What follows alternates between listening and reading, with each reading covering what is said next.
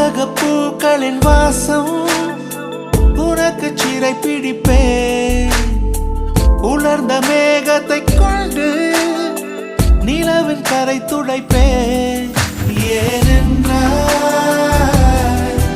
உன் பிறந்த நாள், ஏனென்றால் உன் பிறந்த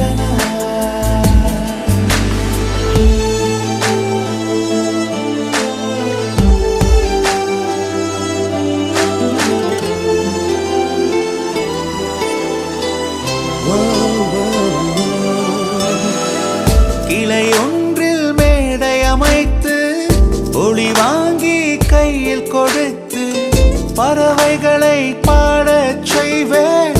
இலையெல்லாம் கைகள் தட்ட அதில் வெல்லும் பறவை ஒன்று